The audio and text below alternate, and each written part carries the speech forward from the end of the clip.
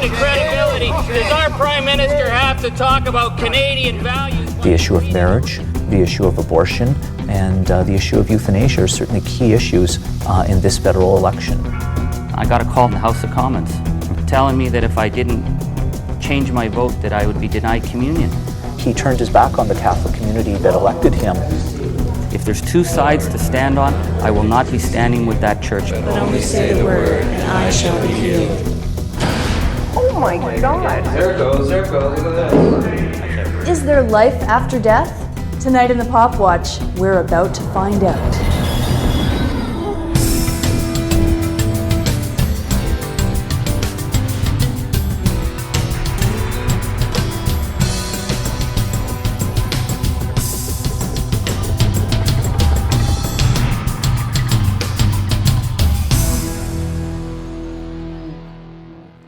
Every cliff become a plain, and the ridges a valley. Then the glory of God shall be revealed, and everyone shall see it. Amen. Amen. I don't go to church to pick fights. I don't go to church to make political statements. I go to church to talk to God. And it just didn't feel comfortable, and it didn't feel comfortable for my family. We will certainly play a role in the upcoming federal election by making the position of the various politicians known. Cobalt, Ontario. It was once Canada's silver capital. Today the mines are tapped out. Tourism is the new silver in this tight-knit community. This is St. Patrick's Catholic Church. It's the centre of life in tiny Cobalt, Ontario. In a couple of hours, parishioners will be here celebrating the Mass. Ordinarily, Charlie Angus and his family would be here as well, but Angus doesn't feel welcome in his own church.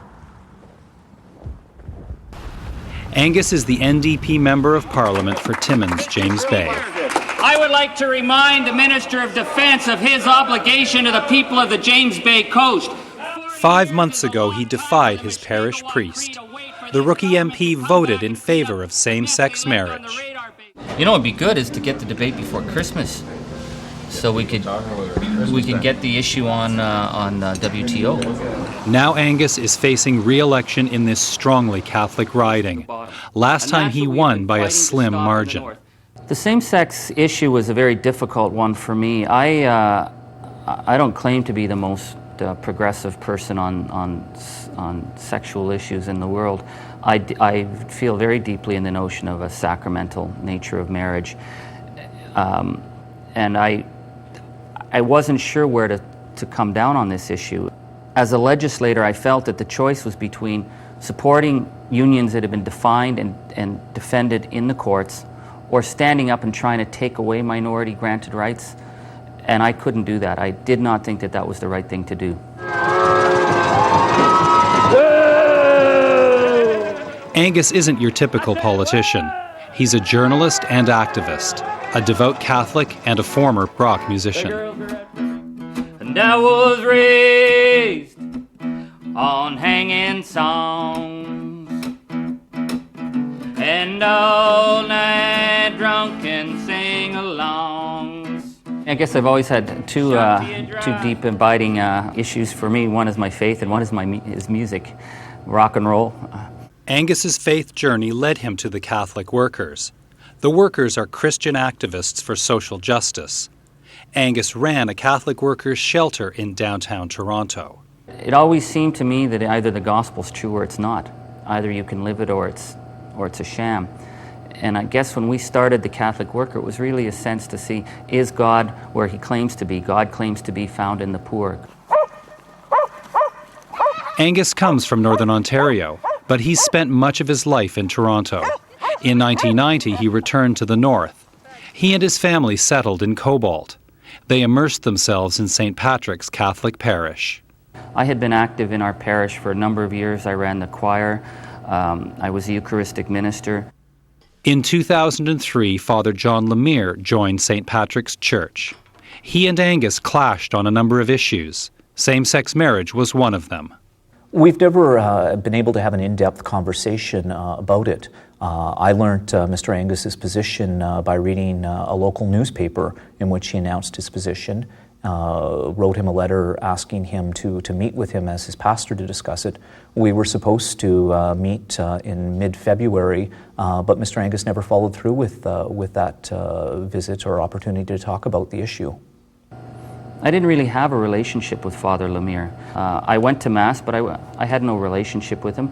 If I was to discuss where I would go with same-sex marriage, I would have discussed it with religious people that I knew, that I had community with, and that I felt could guide me. So what kind of credibility does our Prime Minister have to talk about Canadian values when he's... Angus wrestled with the issue. In the end, he voted to support same-sex marriage. I got a call 2 minutes later in the House of Commons from Father Lemire, telling me that if I didn't change my vote, that I would be denied communion. At that point, to me, the real issue became whether or not I could continue to see the Eucharist as something that, to me, is part of the fabric of my faith, or to allow it to be a political chip. And I had to say no. I said, Father, you have to do what you have to do, but I will have to do what I have to do. I had hoped that he would have changed his position, and yet throughout it all, at all three readings, he voted in favor of the destruction of marriage. It was not an easy decision to make because it is a serious decision to deny someone receiving Holy Communion. I had given Mr. Angus every opportunity to discuss the matter with me. I had given Mr. Angus every opportunity to change his opinion, and made it quite clear, though, that if after third reading he voted in favor of the legislation, then the laws and the theology of the Church gave me no other option but to deny him Holy Communion. The decision I took over C-38 has had a profound influence on my family. I guess the most telling example was my 8-year-old daughter, who was supposed to make her first communion this year. She came up to me the other day, and we were stacking wood, and she asked the question I guess we'd all been dreading. She said, Daddy, what are we going to do Christmas Eve? For years I had ran the choir, and Christmas Eve my oldest daughter, who's deaf, would do sign language during the songs. We were always part of the Christmas Eve Mass. I said to Lola, we'll do whatever you want on Christmas Eve. Wherever you want to go, we'll go. Because if she wants to go to church, we'll go to church. And she said, Daddy, let's just stay home. I think it would feel safer or feel better. See, this is the Christmas journey we're on now. You want me to do you the reading for the day? In the name of the Father, and the Son, and Holy Spirit, amen. The voice cries, prepare in the wilderness a way for God. Make straight the highway for our God across the... Angus faces a tough winter campaign. You know me, I don't like to leave any stone unturned or any nail unpounded. His riding is massive. Dozens of communities scattered over 250,000 square kilometers. And that's what we have been fighting to stop in the north. Angus is popular, but the electorate is volatile. He can't take anything for granted. We fought for mining. I think he turned his back on the Catholic community that elected him, and many throughout the riding, as well as the Catholic community, felt betrayed by his vote. Everybody's going to be up there for that. Oh, yeah. Father Lemire thinks Angus will face a Catholic backlash. In fact, he'll be leading it. We will certainly play a role in the upcoming federal election by making the position of the various politicians known on issues that we consider important. The issue of marriage, the issue of abortion, and the issue of euthanasia are certainly key issues in this federal election. Would you or your fellow priests go so far as to endorse or to condemn individual candidates? It's not the role of the Church to be endorsing candidates or political parties, despite what Mr. Angus has said in the past about that. The controversy has divided St. Patrick's Church. It's alienated parishioners like Dr. Gretchen Rohde. I have tremendous respect for Father John, which makes this particularly difficult. I think he's a tremendous priest. Dr. Rohde disputes Father Lemire's claim.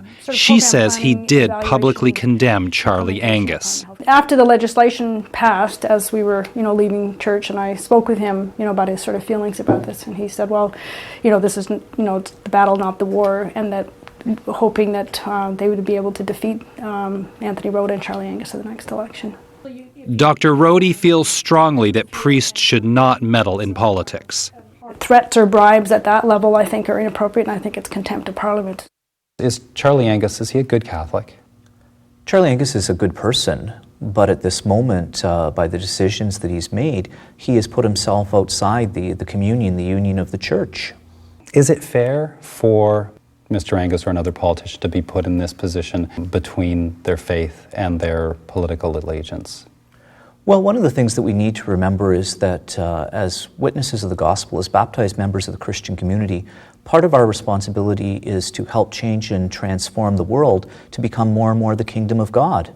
For the church in Canada to stand up in the 21st century and say, we want Parliament to threaten and intimidate people into silence, that was the line in the sand for me. I thought, if there's two sides to stand on, I will not be standing with that church, because that is not my church. My church is the church of mercy and compassion and hope. It's not the church of fear and threats and intimidation. We'll probably be there in about 20 minutes. Angus is trapped between faith and politics. He's been condemned by the Catholic Church, but he needs Catholic votes to win this election. Now, who gets to blow the candle out? Meanwhile, Angus and his family continue their private worship. Good job. Right. Good job. For 360 Vision, I'm Andrew Munger. Yeah.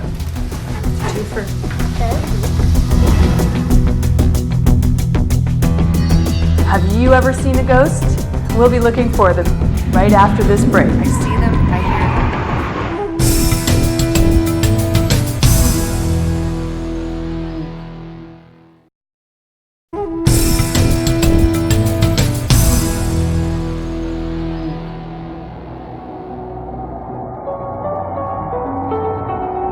Is there life after death? Is this the proof? Ouch. There it goes, look at this. Some wait for God. Look at you go. Some look for ghosts. I do believe in ghosts. I see them, I hear them, I feel them. Michelle DeRoche's life is anything but normal. Sure, she lives in the suburbs in Burlington, Ontario. How's it going? How's your day? And yes, she's got a minivan, a husband, and 4 kids. Are you going to come back Saturday during the day? I'm not sure. They haven't really said yet. But this family shares a secret. They're convinced that they can see ghosts. I've had things follow me home, and my daughters say, "Get rid of your friend, you brought something home again." I'm like, sorry, yes. They believe in something called ghost orbs, spheres of ghost energy. They say these balls of light caught in a photograph are actually the souls of dead people. But not all ghosts come in orb form. Sometimes they look human. For a long time, the ghost sightings were kept in the family. Outsiders just wouldn't believe it. It's not like I could just make a friend and say, "Hey, guess what?" Like, it doesn't work that way. People think you're a Fruit Loop. That's it. Then last year, DeRoche crossed paths with someone who would change her life. She met Patrick Cross at this restaurant. He also believes in ghosts. I grew up in a house that was haunted, and When you say haunted? there was lots of ghost activity, meaning that you hear footsteps, doors opening, closing, blood appearing on the floor, and you wipe it up and it clears again. An organ would play on its own, and it wasn't even plugged in. Weren't you freaked out as a kid? Oh yeah, well my dad never believed in anything, he just thought the house is settling. That's whatever your answer was, the house is settling. So it's bizarre. The ghosts are his passion now. On his website, Cross calls himself a ghost hunter and parapsychologist. A parapsychologist is someone who investigates things that cannot be explained under normal conditions, meaning the science of the paranormal. I become open and in tune with it and become psychic. I don't like the term either, but very, very open and understanding and feeling ghosts. I can hear them and talk to them and feel them and know they're there. What are ghosts, anyway? DeRoche has some ideas. They're influenced by what she was taught growing up as a Catholic. If you're a good person, you die, you go to God. And, you get to the light at the end of the tunnel, you replay your life, all that stuff. If you're not a good person, you go below. And then there are the others, the ghosts. She says they're the spirits of people who don't go up to heaven or down. if you die tragically, die before your time, if you have unfinished business or messages for loved ones, that kind of thing. I believe those are ghosts. Durocher believes these souls stay here on Earth as spirit energy, sometimes also appearing in their human form. She considers most of them harmless.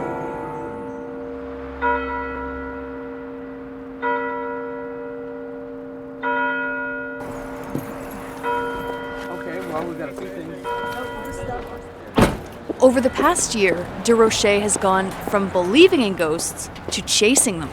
This lakeside hotel in Coburg used to be a jail. Prisoners lived and died here.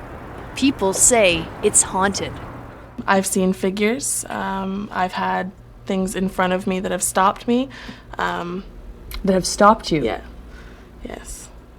Stopped me, scared me. Room 2 is supposed to be full of ghosts. It's interesting. It's a good spot for paranormal research. What have we got here?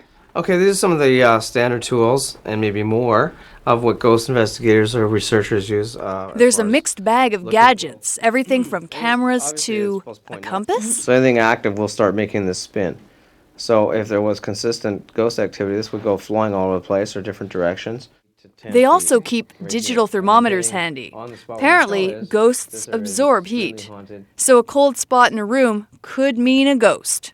The room temperature being, say, 74, if there was ghost activity around you, well, this would drop within 5 to 10 degrees within a matter of seconds. If the temperature dips, there could be a ghost. Yeah, but then if it goes up, it could be a ghost too. Okay. Because ghosts resonate heat.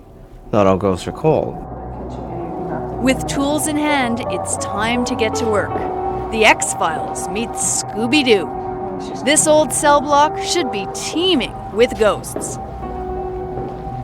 Well, there it goes. Right here, it comes this tingling a bit.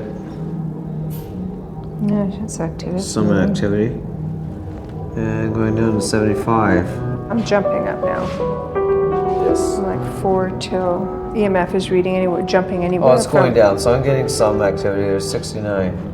Wow, I just jumped up to 83. So there is activity. 84, 90, Yeah, 90, yeah, 108, yes. 100. Oh my God. Jackpot, there's ghost energy here. It's very cold. Things get very weird very quickly. He just came right out of nowhere and he's dropping. That's I'm getting very a lot good, of, oh, here it is. Okay, I'm getting a lot of sadness in here. But again, I'm also getting a lot of, oh, it's right here on my Look at hand. it go. On my hand, it's oh, I feel freezing cold on my hand. And again, I'm getting the prisoner or somebody who was here. A lot of time spent, despair, remorse, anxiety, just. In another part of the hotel, another cold spot. Oh, there it is. Holy cow! Oh man, it's strong. Look at freezing cold air here. This ghost is angry. Cross feels his wrath. I just feel like I'm going weak on my knees right here. I can't breathe. I have a lot. It's right all in here in my chest and stomach. I would say it's a hotbed of ghosts. There's all kinds. The entire building's full of them. There's lots of testimonials, but no convincing evidence. Professor Fred Wilson has written about paranormal activity. He's also a consultant with the Ontario Skeptics Society. So this is not definitive proof that ghosts exist. It's certainly not definitive. It's not even very tentative proof. There's no proof at all. Some people might say, you know, it's just got to be something you're sensing, but it's not real, it's just in your head. Well, I can take them to those places that they think they're in their head, and they will be running away because we can prove that there is ghost activity. Their proof? These photos taken that night inside room 2 at the Coburg Hotel. In one picture, you see what looks like a ball of light near a shelf. A light they say is a ghost. In another shot of that same area, the ball of light has vanished. If they want proof, we can have the proof now. We have enough visual proof. And that's why people are more believing now. This proves nothing. You need to assure that there's no fakery going on, that there's no mistakes going on. In this case, there's absolutely no controls. That's very cool. Look at this. That doesn't discourage these ghost hunters. In her search for ghosts, Durocher has found something more: acceptance for her once secret beliefs. I do really feel like I'm not alone. So I think for me, that's really fulfilling. It's just meeting people who have had the same experiences. Right. You found a community. Pretty well, yeah. Yeah, I think it's a great thing. A community that sees what many others don't, the souls of the dead among the living. For 360 Vision, I'm Heidi Westfield.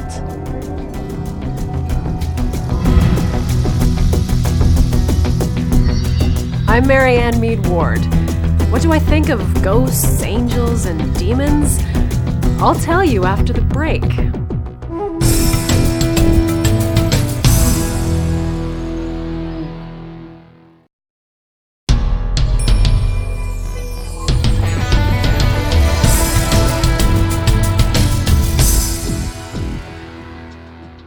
Awfully tempting to laugh at these Ghostbusters with their compasses and thermometers, the little orbs of light. But here's the kicker. You change the word ghost to angel or demon, and you'd be laughing at most of the world, certainly all of the major religions. There are supernatural beings in Islam, Judaism, and Christianity. Among other things, they serve as messengers of God or protect the living. Even the Bible has ghosts. In the Old Testament, King Saul has a witch conjure up the spirit of the dead prophet Samuel. I have close friends who believe this stuff is fact, not allegory. There aren't just real ghosts, which are the spirits of dead people. My friends believe in angels and demons, supernatural creatures that predate humans. My friends are part of the charismatic Christian community, which teaches something called spiritual warfare. Tragedy is interpreted as angels and demons fighting, and it's up to us to help the angels win by praying. When I listen to my friends talk, they sound an awful lot like the people in Heidi's story. They believe ghosts exist because they were taken too soon or tragically. They have some unfinished business. Where the ghost chasers interpret tragedy as the cause of ghosts, my friends interpret tragedy as ghosts at war. Are they right? I don't know. I don't think spirits can be proven or disproven.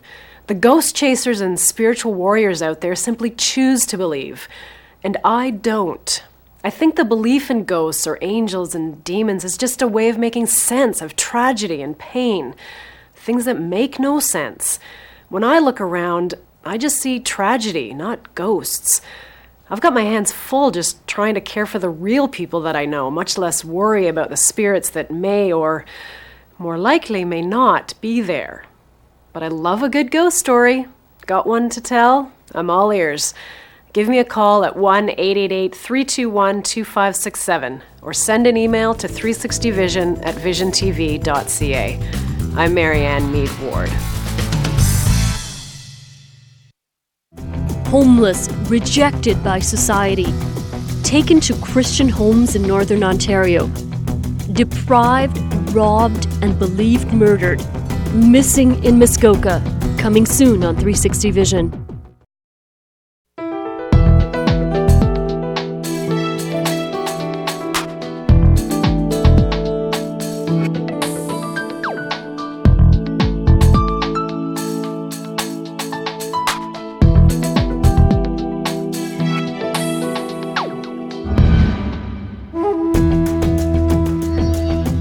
It was very difficult to leave my country. I think her case symbolizes the plight of refugees. I'm a former refugee. I'm not going to walk away from something because I think it's politically risky. You know, we're dealing with somebody's life. Elections are elections.